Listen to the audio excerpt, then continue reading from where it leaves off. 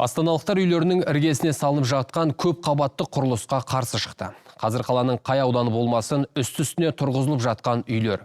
Ал тығыз қоныстанудың салдарынан тұрғындар терең тыныстанудан, бала шағаны қыдыртудан қалған. Жазылған шағым айтылған арыздан еш нәтиже жоқ. Енді жұрт кімге барып мұңын шағарын білмейді. Құмырсқаның елеуіндей тығыз кешендегі тұрғындардың жайын тілшіміз Азиза Төленбей айтсын. Құрылыстың тығыздығы тұрғын үй кешендерінің жақын салынуы астаналықтардың бас ауруына айналғалы қашан. Солардың бірі мына Целинград кешенінің тұрғындары.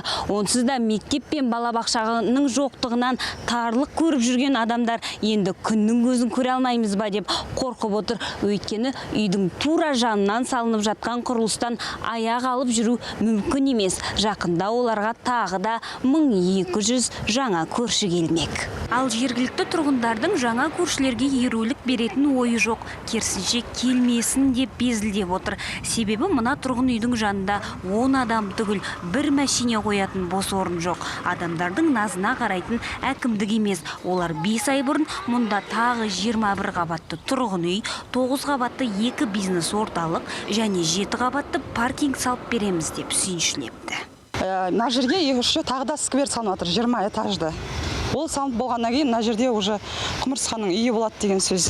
Бір ғана мектеп, 60-шы лицей, бір мектепте, бір класста 33-35 баладан отырады. Балабақша бір ғана Еркетай, оған ешқандай балалар мемлекеттік балабақшаға даже ала алмайды да. Оның орнына мына жерге басқа, мысалы, балалардың секциясы ешқандай жоқ баратын жері. Оның орнына біз сұрағанбыз әкімшіліктен, оның орнына балалар баратын секция, жаңағы қосымша қатысатын, жартылай мемлекеттік, жартылай өзің төлейтін қылып жасауға болады ғой, сондай болсын дедік. Халық қалай сұраса да әкімдік мыңқ етпепті. Олардың өз жоспары бар.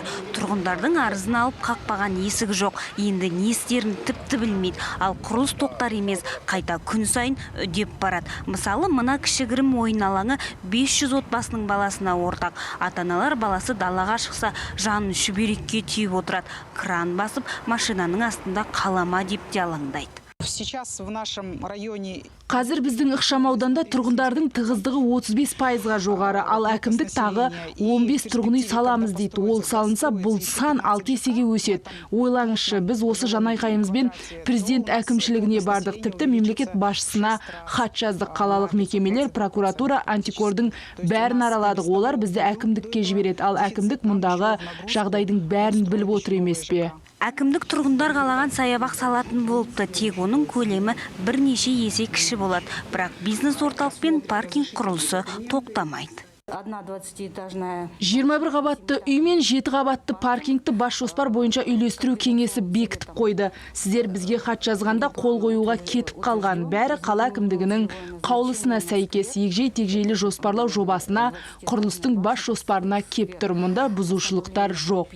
Мұндай бір жақты жаттанды жауапқа адамдар ренжімейтін болған. Тек өздері немесе балаларына бірдеңе болса кімнен сұраймыз дейді. Себебі соңғы уақытта Астанада тығыз құрылыстың кесірінен пәтер ішіне кран құлап, көлік соқтығысу жағдайы көп тіркеліп жүр. Ал апаттық жағдайлардан кейін жауапкершілікті әкімдікте, құрылыс компаниясы да алмайтыны анық.